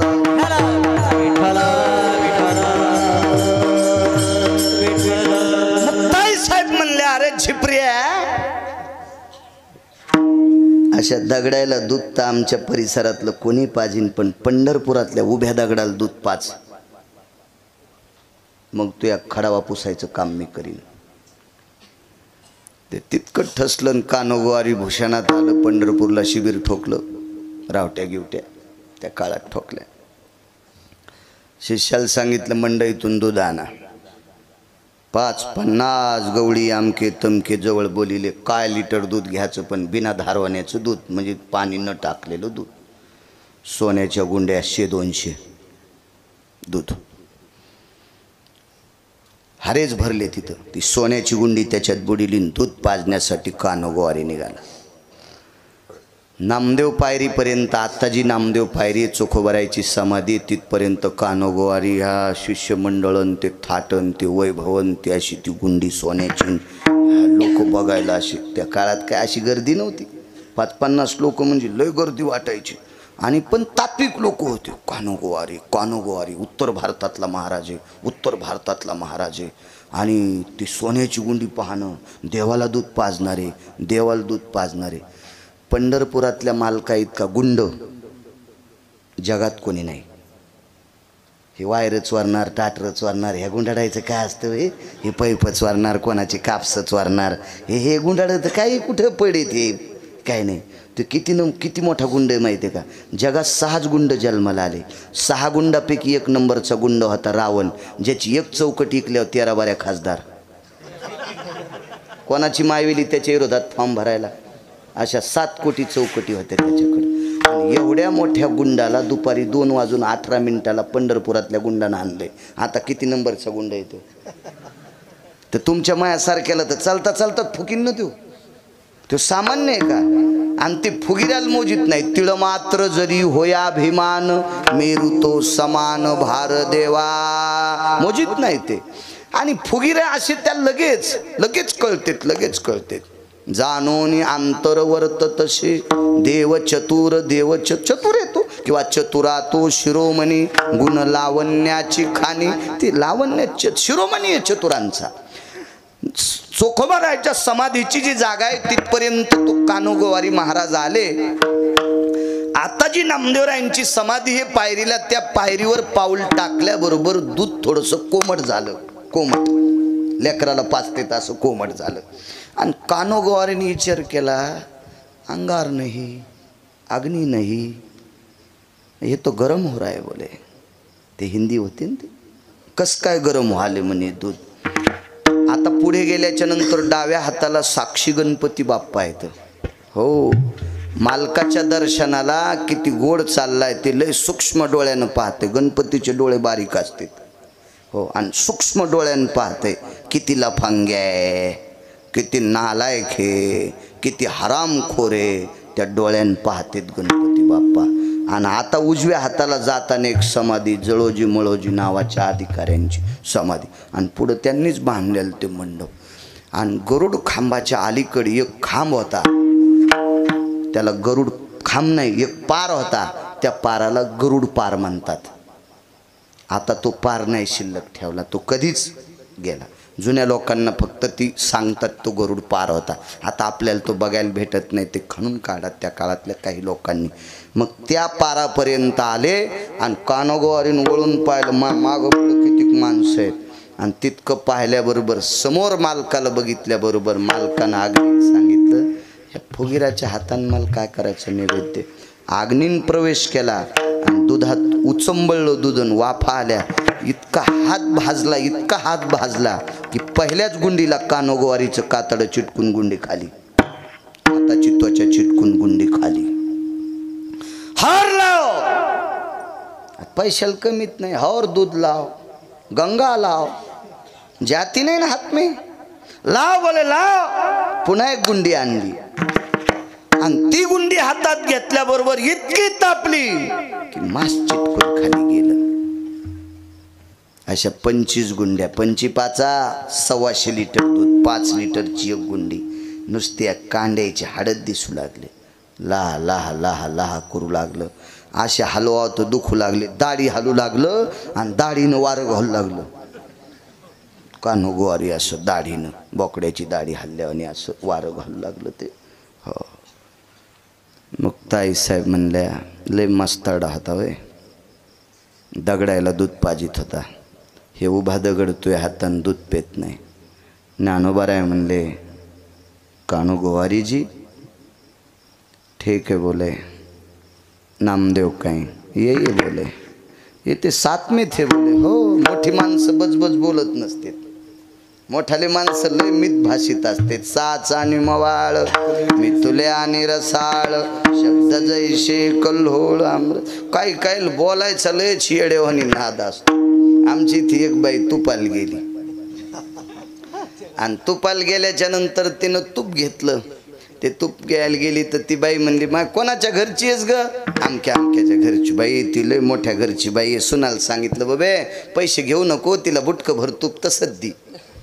आता बुटकं भर तूप तसंच दिल्याच्या नंतर तिनं म्हणावं ना, पण ती म्हणली, तुला काय प्रसन्न? तर काय नाही म्हणली, मी तुमच्या घरचं दूध खात नाही, तूप खात नाही. ती बाई म्हणली, जाऊ दे, काय हरकत नाही, हिच्या सासूमुळे आपल्याला दिले. आणि बाहेर गिऱ्हाईक उभं होतं, त्याच्या इथं कार्यक्रम होता आणि त्याला 50 किलो तूप पाहिजे होतं आणि हिच्या इथं 100-200 गाई म्हशी होत्या. मग ते समोरच्यानं विचारलं, बाई तूप कसं काय? ते म्हणली, कसं काय, मला सासूनं पाठिले म्हणून मी आले आणि ये ना आम्हाला फुकट दिले, मी पैसे घेऊन आलते, पण सासूनं पाठिलं म्हणून आले. बाई तुला तूप? म्हणले, मी कोणाच्या इथलं खाईन, पण हिच्या इथलं तूप खात नाही. काऊन? हिच्या मसडा कहा गाव खरालाच चरत आहेत. ती गेलं वापस. काय बोलतील काही काही माणसं, काही विषयच नाही, कुठं सगळं बचकून टाकीत असतात. बोलण्यात काय काय माणसं विचित्रच असतात. बोलण्यात साधतं काय काय, चांगलं बोलल्यावर साधतं, पण असं येड्यावानी बोलतात माणसं. आता ते नामदेवराय होते, कशाला काय बोलतात? ये बोले नामदेव जी बोले.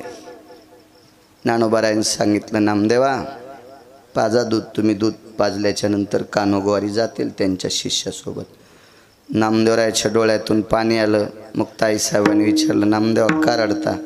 काय नाही म्हणले, आईसाहेब दूध माझ्या हातानं भगवान पेतील, पण दूध आणण्यासाठी आपल्याकडे पैसे नाहीत, आपल्याकडे दुधासाठी पैसे नाहीत. आज नामदेवरायाच्या अभंगावर आम्ही कीर्तन करू करू किती चांगले धोत्र घालायला होते, पण सुंबाचा करदोडा रक्त्याची लंगोटी, नामा वाळवंटी कीर्तन करी, ही नामदेवरायाची गरिबी होती, परिस्थिती होती नामदेवरायाची अत्यंत. केळीवरी नारळी घर चंद्रमोळी, जानत शाळी नामयाची. घरातून चंद्र दिसायचा, अशी नामदेवरायाची परिस्थिती. मी दूध आणू कुठून? तर मुक्ताई साहेब म्हणल्या, नामदेवा ह्या फुगीर कान्हूनं 125 लिटर दूध सांडलंय ना, हे दूधच आहे ना नामदेवा, हे भरा ना, भरा. तर नामदेवराय म्हणले, आईसाहेब आता ह्या दुधाचं इतकं ते पारापैसे असं वाटतं होता, ते असं ते खळगं आजही तिथं आहे ना गरुड खांबापैसे असे कोपरे, आणि ते सगळं दुधानं चिंब भजलेले, आणि याला आपले पाय लागलेत ना. तर आईसाहेबाचं बघा काय विवेक असेल. आईसाहेबानं सांगितल्यात, नामदेवा राधेच्या पायाची माती द्वापार युगात ह्या मालकानं पेली पाण्यात टाकून.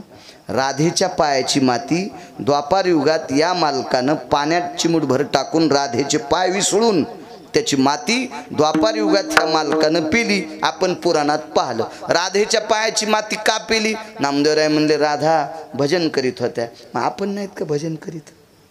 मुक्ताई साहेब म्हणले, आपण भजन करीत नाहीत का? मग आपल्या पायाची, राधेच्या पायाची माती पेल्यावर पोट राहिलं, आणि आपल्या पायाची माती पेल्यावर याचं पोटात पोट सोळू उठन का?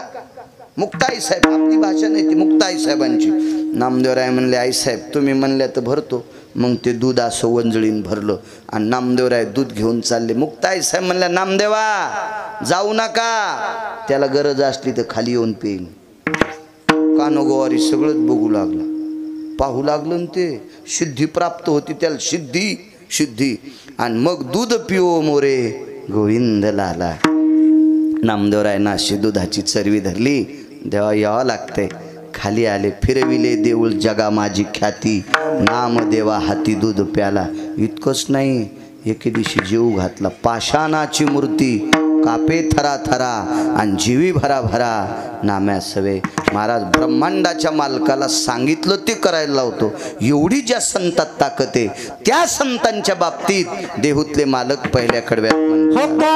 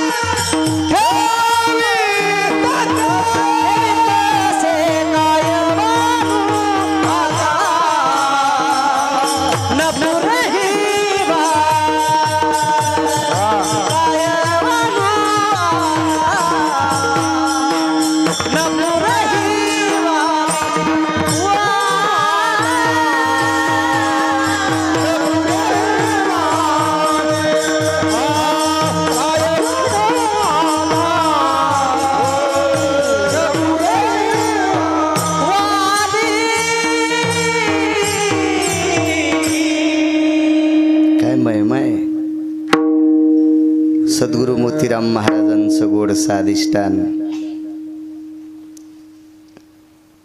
त्यांच्या मूर्तीची प्राणप्रतिष्ठा आदरणीय विलासजी महाराज गेजगी मोठ्या श्रद्धेने इथं करतात।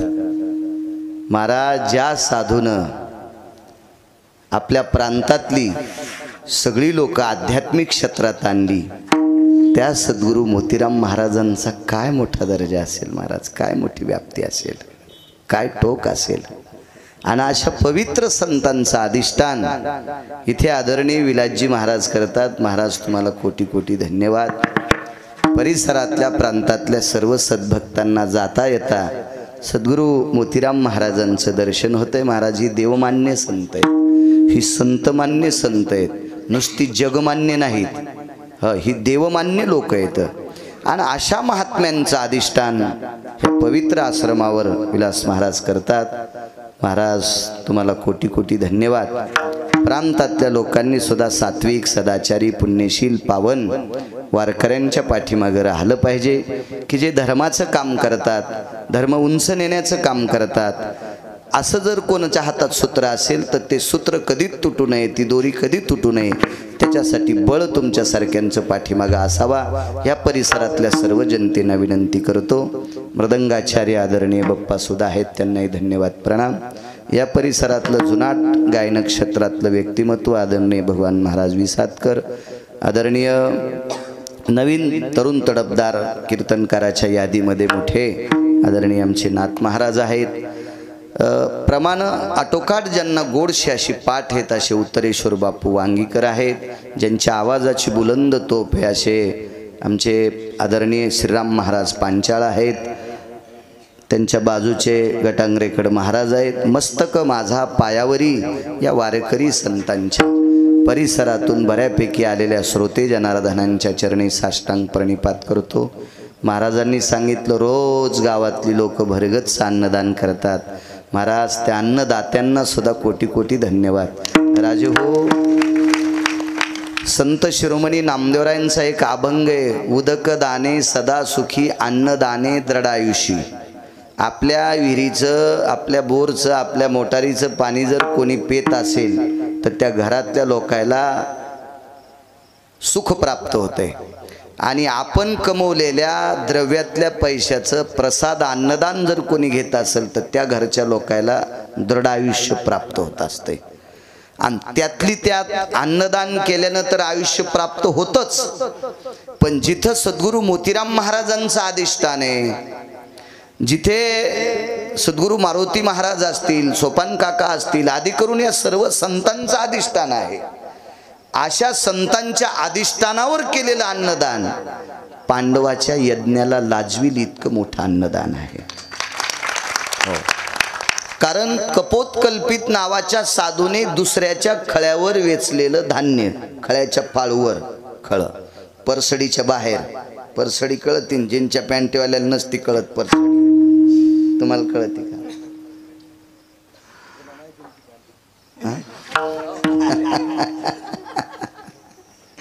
परसडीच्या बाहेरचं धान्य पाळूच्या बाहेरचं असते आणि मधलं भरता येत असते, कारण खळ खुरवत करून लाटलेलं असते, त्याच्यात काही दाणे नाही.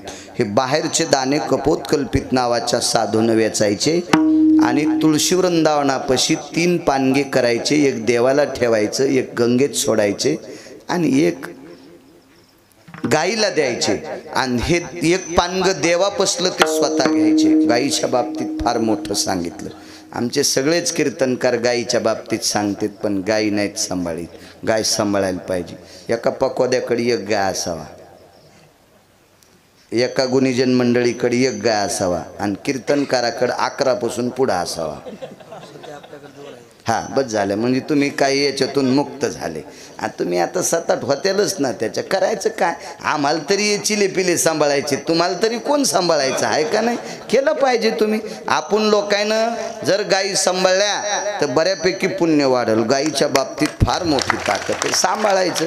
माईवरून, गाईवरून, बापावर सगळ्याला बोलता येते. सांभाळता कोणाला येते?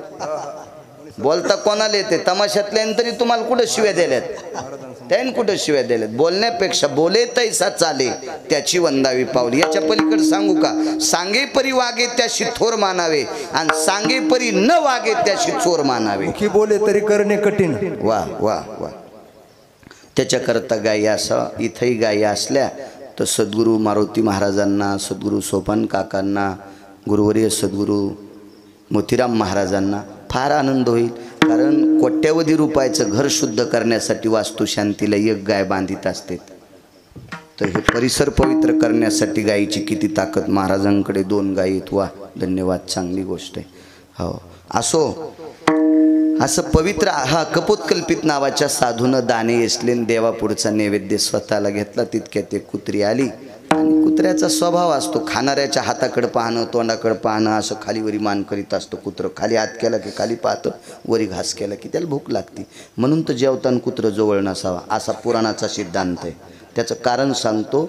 चिंच खाणाऱ्या माणसाच्या जवळ उभं राहिलं की तोंडाला पाणी सुटतं आणि कुत्र्याच्या जवळ बसलं की, जेवत बसलं की त्याच्या तोंडाला पाणी सुटतं. आणि त्याच्या तोंडाची लाळ खाली पडली की विज्ञानाच्या भाषेत त्याच्या लाळीमध्ये रॅबीज असतात आणि पुराणाच्या भाषेत त्याचं वेगळं नाव आहे जंतूचं. ते मग घरी गेल्यावर वाचा. आता टाईम संपला ना, आहे का नाही? शिजल्यावर जाळ घालणं म्हणजे वरण करपून जात असतं, आहे का नाही? शिजल्यावरही जाळण वाया जावायचं मूळ कशाला आपण जाळ घालायचं? 11 10:30लाच संपवायला पाहिजे होतं. काय लगे मीटर जळालं तुमचं, आहे का नाही? हा, हो ना. त्या साधूनं सूर्याला थांबायला लावलं. आपल्याला काय पाकिटं घेणार आहे, जर जरा जरा टाईम झाला तर काऊन घड्या बघायच्या, आहे का नाही? आहे का नाही? घडीनंच हाणायचा. हे नाहीत तसे म्हणा, बाकीच्या बचबच करून याच्याकरता म्हणायलो विठाला विठाला विठाला.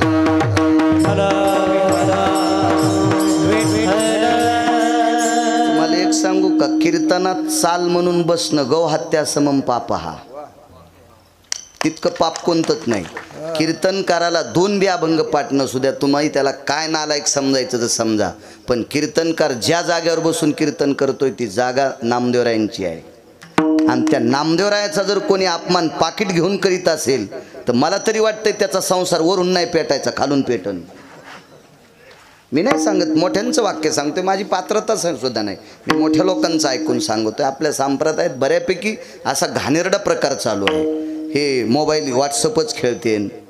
अरे, लोकनाट्यातली लोक सुद्धा एका तिळा इतकं चूक करत नाहीत. कीर्तन चालू असताना व्हॉट्सअप खेळतो, अख्ख्या जीवनाचं व्हॉट्सअप होऊन जाईल तुझ्या.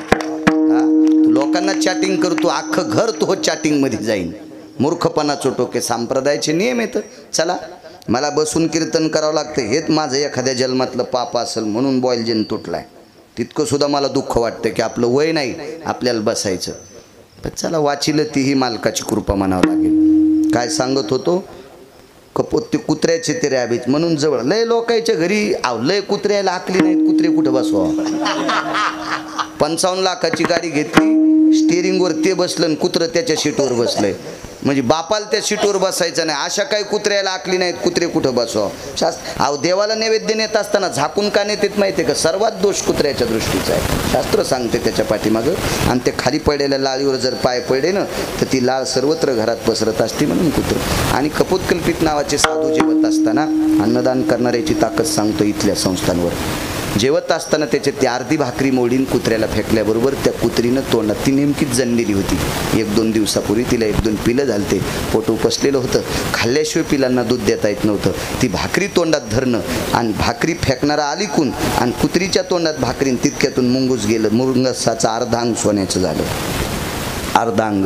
हे मुंगूस कितीतरी यज्ञात लोळलं, त्याचे राहिलेलं अंग सोन्याचं झालंच नाही. उलटे सोन्याचे केस लोळल्यानं गळून गेले. लोळल्यानं गळून गेले. याचं एकमेव कारण होतं, सुदामदेवाच्या नंतर विटेवरच्या मालकाचं, वैकुंठातल्या मालकाचं, भगवान विष्णू परमात्म्याचं निष्ठेनं भजन करणारा जर कोण होता तर कपोतकल्पित नावाचा साधू होता. आणि नामधारकानं फेकलेली भाकरी त्याच्या नामाच्या यज्ञात मुंगसाचं अंग सोन्याचं होतंय. मग ही भजनाची साधना आहे, हे भजनाचं क्षेत्र आहे, हे भजनाचं स्थळ आहे. इथं सद्गुरू मोतीराम महाराज, सद्गुरू मारुती महाराज, सद्गुरू सोपान काका आदी करून सर्व संतांचं अधिष्ठान. इथे एक मला वाटतं रामगिरी महात्मा होऊन गेले, गंगागिरी महाराज होऊन गेले. त्या गंगागिरी बाबांचं सुद्धा इथं अधिष्ठान होणार आहे. आणि ज्या संतांनी भजन केले अशा संतांच्या दरबारात केलेलं अन्नदान शरीराचं सोनं होणार नाही, पण जीवनाचं सोनं झाल्याशिवाय राहणार नाही. आपल्या जीवनाचं सोनं झाल्याशिवाय राहणार नाही. इतकी मोठी ताकद असते अशा पवित्र ठिकाणी अन्नदान केल्याची, फार मोठी शक्ती. आणि म्हणून जेवढे अन्नदाते आहेत, पंक्तीचे यजमान आहेत, त्या सर्व पंक्तीच्या यजमानांना कोटी कोटी धन्यवाद देतो. चालत असलेला हा मूर्ती प्राण प्रतिष्ठा आणि कलशारोहणाचा कार्यक्रम, मंदिरसुद्धा इतकं दर्जेदार बांधलं महाराज तुम्ही की ते मंदिर पायापासनं वरी शिखरापर्यंत पूर्ण पाषाणाचं आहे. चांगल्या प्रतीचा पाषाण आहे. ज्या पाषाणाला हजारो वर्षाचं आयुष्य असतं की शक्यतो ते पाषाण कशी वितळत नसतो, उघळत नसतो, अशा दर्जेदार पाषाणाचं मंदिर विलास महाराज तुम्ही बांधलं. म्हणून असाच दर्जा कायमस्वरूपी इथं भक्ती संप्रदायाचा राहो आणि तो टिकवण्यासाठी माझ्या ज्ञानोबाराय तुकोबारायची तुमच्यावर कृपा हो, अशी ज्ञानोबाराय तुकोबारायच्या चरणी प्रार्थना करतो आणि माझ्या वाणीला विराम देतो. विठोबा रखुमाई.